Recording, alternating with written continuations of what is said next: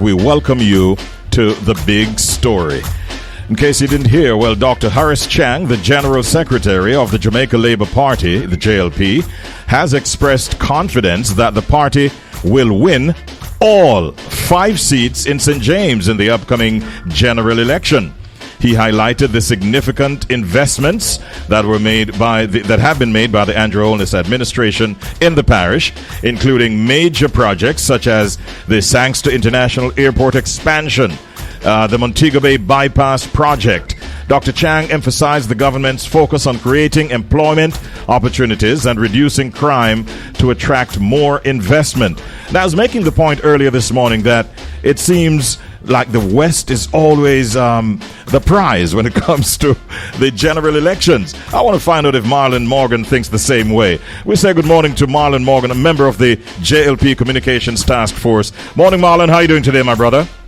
Morning, Richie. I'm well, and I trust you and the listeners are good as well. Yes, sir, we are. Good to be on.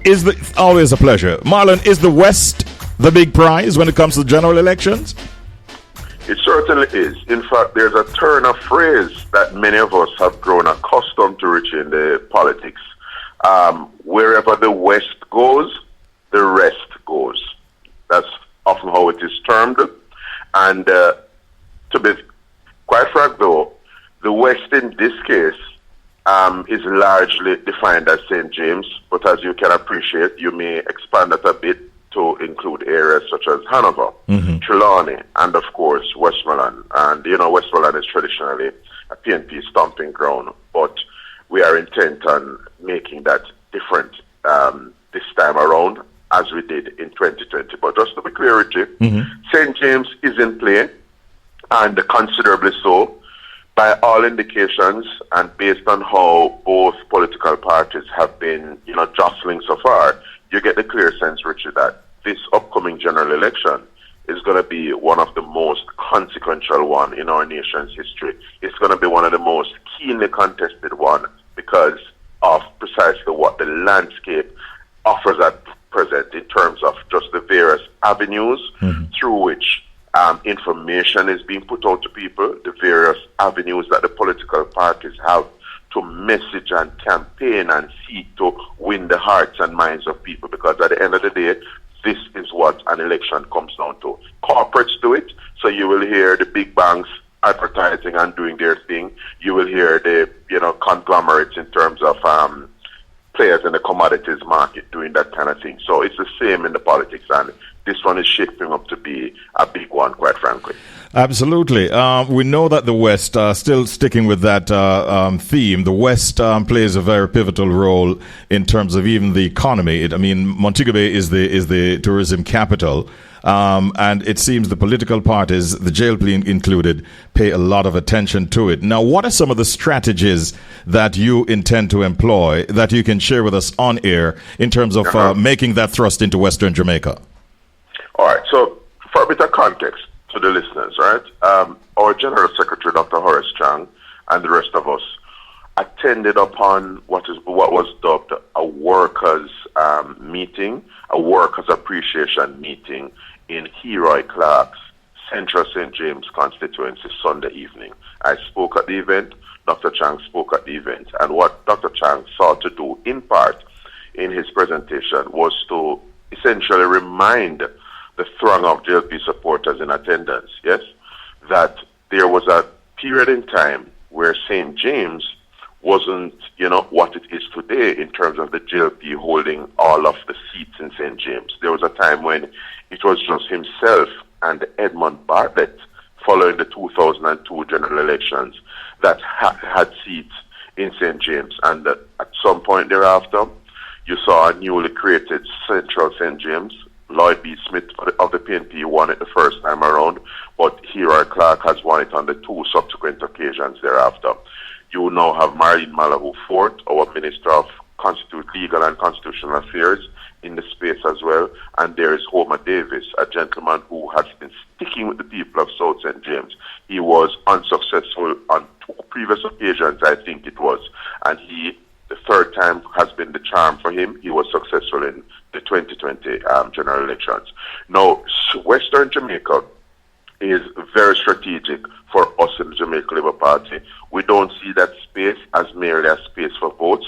We see the space as a space where many Jamaicans go in pursuit of opportunities at uplifting themselves and raising their families, because having regard to the infrastructure, particularly the infrastructure in the tourism sector and the infrastructure in the Montego Bay Freeport area in terms of business process outsourcing jobs, many Jamaicans converge on St. James as a parish in pursuit of economic upliftment, as they should. And so we have taken great care over the life of this government since March of 2016 to continue to consolidate St. James as a space, ensure that the operations at DPOs and the respective factories, through Factories Corporation, you have more square footage being put into production. You enumerated just now, Richard, the expansion of the Montego Bay, the Donald Sankster Airport there in Montego Bay to increase our capacity. Just last week, you had Edmund Bartlett, our tourism minister, indicating that a flight from Dubai will be coming into Montego Bay. Mm-hmm. And you had the opposition spokesperson on tourism essentially making heavy weather of it, that charging, as it were, that the flight is not operated by Emirates, it's operating by a German carrier, Condor.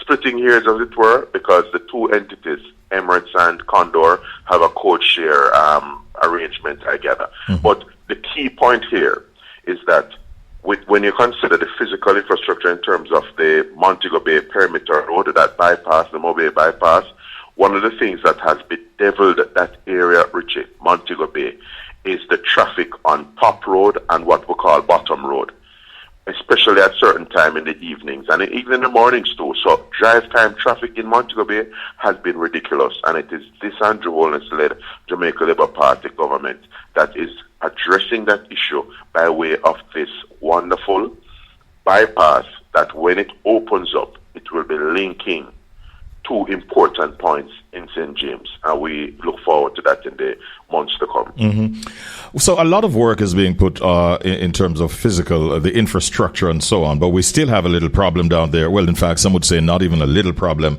and that is the matter of crime and violence. Is this also getting a lot of attention and focus from the JLP? The short answer, Rich, is an absolute yes. In fact, you will appreciate that our General Secretary, Horace Chang, is not just a member of Parliament down in Northwest St. James.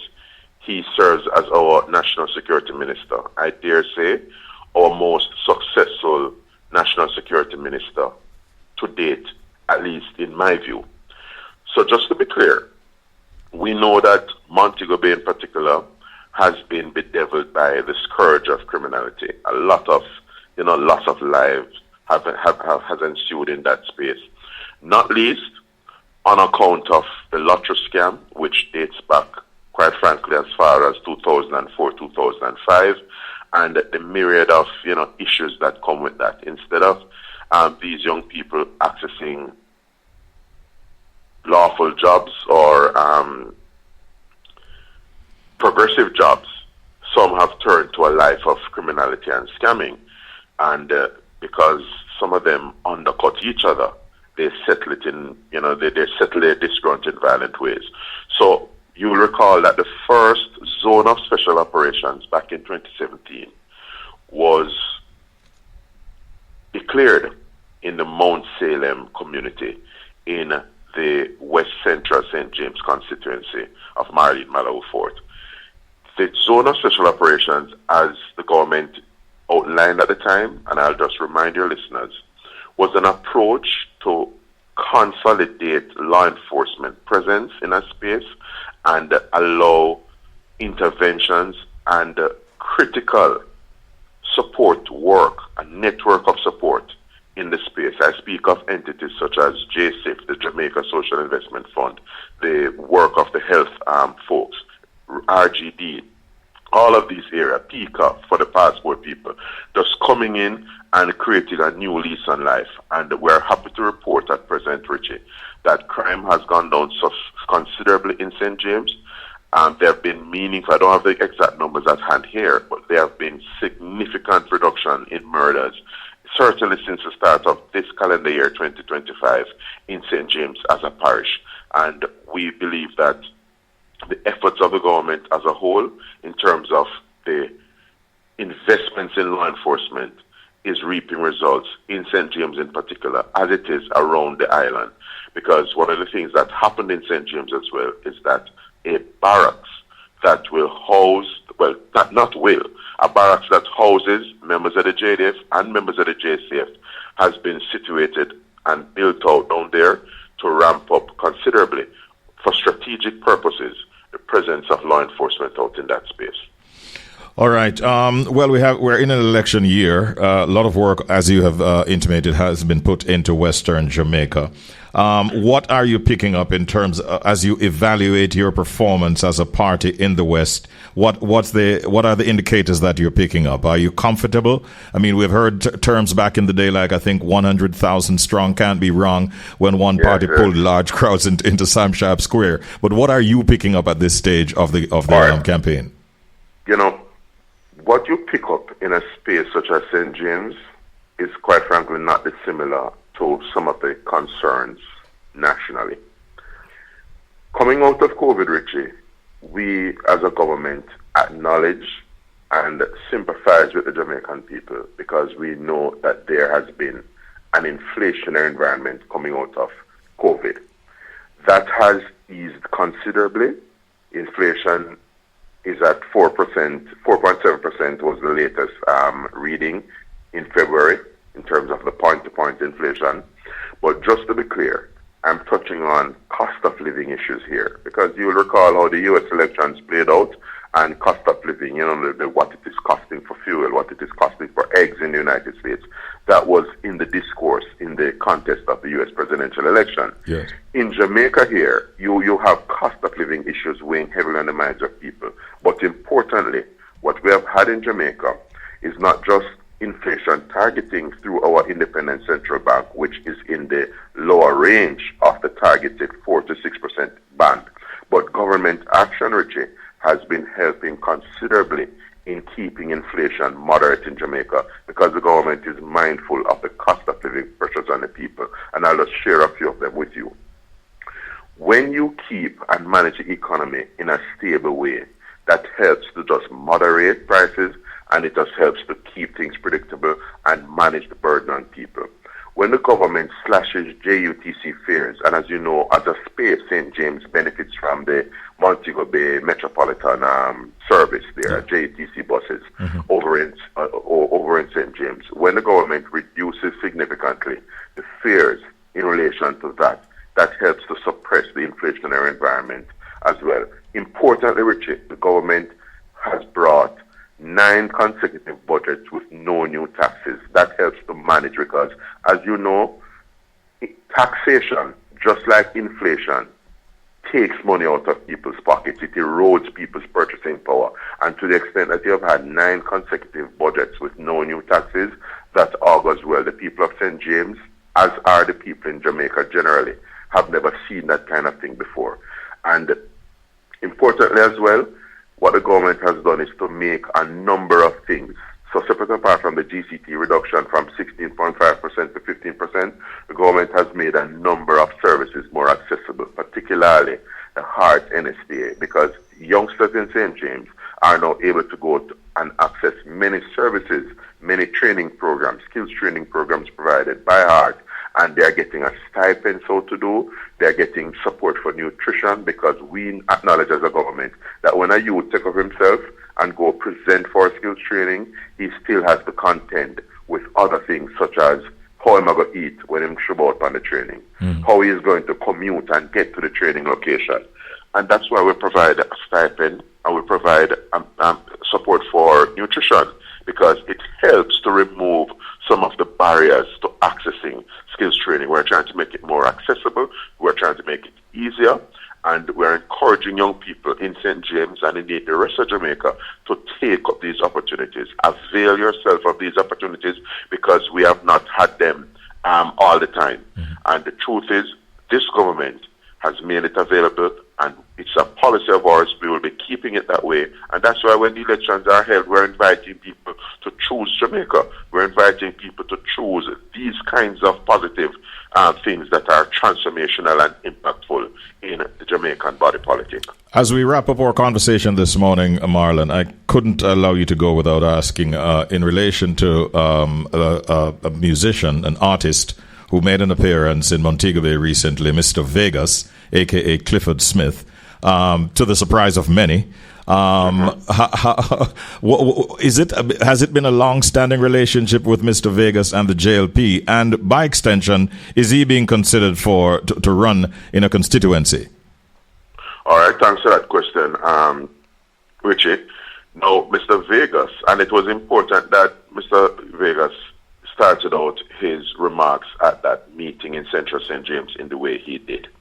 He's one of those vocal content creators, Richie B, on social media. He has a social media platform, I believe TikTok and, Facebook and so on, where he speaks on issues that touch and concern governance and just the management of the country's affairs here in Jamaica. Now, in terms of a relationship, his commentary over the past several months have been, supportive of the government. It has been supportive of Jamaica, most importantly, because Vegas was one of those persons who took strong exception, considerable umbrage to the destructive practices of some in the diaspora when they were essentially protesting, they claim, because of corruption in Jamaica, seeking to embarrass Jamaica on the international stage. So Mr. Vegas has, been espousing narrative that is supportive of the government, but importantly, he has been pointing to why he deems it important so to do, because he is objectively, in his view, looking at what is happening in the country and seeing that the things that the government is doing, many of which I enumerated earlier on this program, Richard, are things that augur well for Jamaica and its people. And it comes back ultimately to how the government is managing the economic affairs of the country in particular, and then critical social affairs such as the crime situation. So Vegas attended upon the space. He indicated that he is doing so not as an artist, but as a patriotic Jamaican who has a political view. And he, in a democracy, of course, he enjoys freedom of expression, freedom of speech, and he's able to associate as he, is. But is he being considered as a candidate for a constituency? Well, at this time, I'm not aware of Mr. Vegas having applied to represent the JLP as a seat. I'm not even aware as to whether Mr. Vegas has applied for direct membership into the JLP. But the Jamaica Labour Party's fundamental position is that any duly